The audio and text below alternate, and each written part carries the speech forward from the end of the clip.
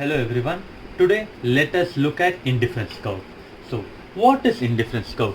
Indifference curve is a curve that represents different combination or all the combination of goods and services that gives them equal satisfaction and utility, thereby making the consumer indifferent. So by this what we mean is, when we have two different goods and when we have two different goods, what are the different combination of goods that we can consume is what indifference curve shows us. So here we can see that there are four different combination of food and clothing. It can be anything, any two different goods. For our understanding, our simplification, I have assumed that it is food and clothing. Okay, the first combination says that we are not consuming any food, but we are consuming 12 units of clothing. The second combination, that is B combination, says that we are consuming 2 units of food and 8 units of clothing. Combination C says 3 units of food and 6 units of clothing. Combination D, 5 units of food and 4 units of clothing. Now let us draw this in the graph and let us see how indifference curve looks like. So here this point says that the combination A, where you are consuming 0 food and 12 units of clothing. Never forget the x and y axis. The x axis we have assumed food, in y axis we have assumed clothing.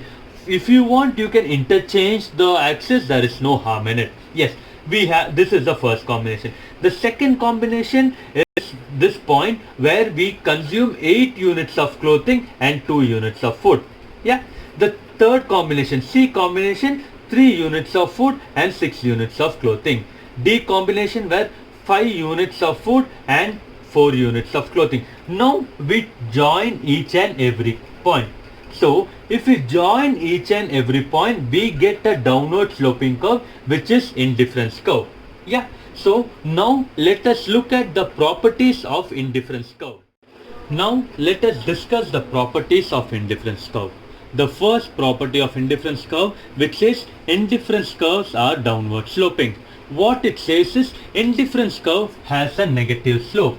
Yeah. So from the different combination that we saw, in that we saw that as you substitute clothing for food, as the unit you consume of food increases, your consumption of clothing decreases, which means it has an inverse relationship. If you are at this point, yeah, if you want to consume more of good A, then you need to consume some of good B, because that is the maximum resource that is available with you. Yeah, so because of that reason, we say that indifference curve are downward sloping and has negative slope. Yes. Then second property, which says higher indifference curve means higher the satisfaction. Yes, here in this property we saw indifference curve which has only one. Okay, here we are looking at, we have 4 indifference curves. Yes, what do we mean by higher indifference curve, higher the satisfaction? Here we can look at, when we go from indifference curve to indifference 1 to indifference 2, or from 2 to 3, or from 3 to 4,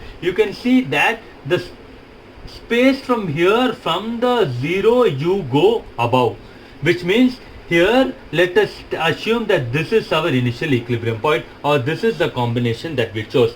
Now when we are going in the same, assuming x-axis to be constant, the same point on the indifference curve gives us higher consumption of good B. Again, when we go to indifference curve 3, the same point on the y-axis gives us higher satisfaction. Again, when we go to indifference curve 4, the same point gives us higher satisfaction. Not necessarily that only good B can increase. If it is somewhere on this point, if it is somewhere on this point, if it is somewhere on this point, what you can assume that both good A and good B, the quantities are increasing, by which we are saying that our satisfaction is getting higher. The third property of indifference curve, which says indifference curve are convex to the origin. In most of the cases, indifference curve are convex to the origin, barring few situations. That is majorly because of the influence of marginal rate of substitution. By marginal rate of substitution, what we mean is how much of good A or how much of good B you are sacrificing for the consumption of the opposite good. So if we are moving from this point to this point, we are sacrificing certain amount of good B for the increase in consumption of good A. So if we are moving to this point, so what it means, we are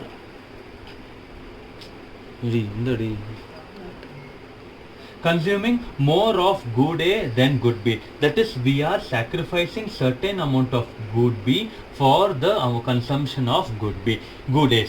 So why I specifically mentioned only certain or more in most of the cases is because in certain cases you can see indifference curve can be a straight line or a right angle. Straight line is when two goods are perfectly substitutes. So when that situation comes to when two goods are perfectly substitutes, then what happens? You will get a straight line indifference curve. And another situation is when two goods are perfectly complementary. So when two goods are perfectly complementary, you will get a right angle indifference curve. Yes, leaving out these two situations, other than that, always indifference curve are convex to the origin because of the presence of marginal rate of substitution. This is the major and important keyword in the whole analysis of indifference curve, which I always want you all to keep in mind, is the marginal rate of substitution. So what is marginal rate of substitution? It is the rate at which you substitute one good for the consumption of the another good. This is the third property. Now let us look at the fourth property and little confusing property of indifference curve, which says indifference curve cannot intersect each other. Now let us look at this diagram clearly. Here we have two indifference curves, IC1 and IC2. You can see that in both the curves meet at one point. Yes, that point we have marked at A. Yes, another place we have marked point B and point C. So from this what you can infer is, so both indifference curve 1 and indifference curve 2 accept point A as one of the combination. Now let us look at the another point. In another point, if you are taking point B, what it says less of good B and same amount of good A. Yes, now let us look at point C.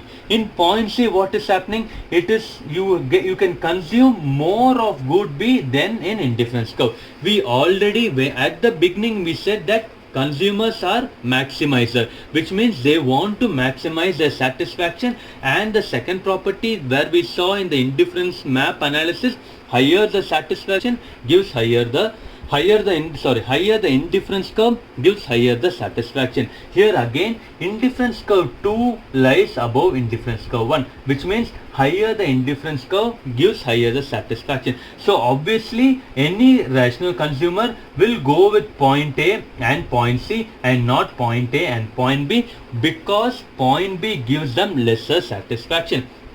For instance, you can assume that okay, the point C is here and point B is here. Okay, so assuming that way, what is happening? Again, you are consuming more of good A. But if you are not considering this point, the present point B and point C shows you that there can be both gives you the same satisfaction. So when both gives you the same satisfaction of good A, why will a consumer go with indifference curve 1? So this is the reason why we say that it cannot intersect each other, because there is no proper logic behind accepting both the points, because only the consumer will choose only the point which gives him maximum satisfaction. Okay, to conclude, what we are trying to say is any point on an indifference curve will give you equal satisfaction. But if when two curves intersect, there is no point in having, there is no point in accepting both the indifference curves, because only one combination can give you the maximum satisfaction. This is all about indifference curve and the properties of indifference curve.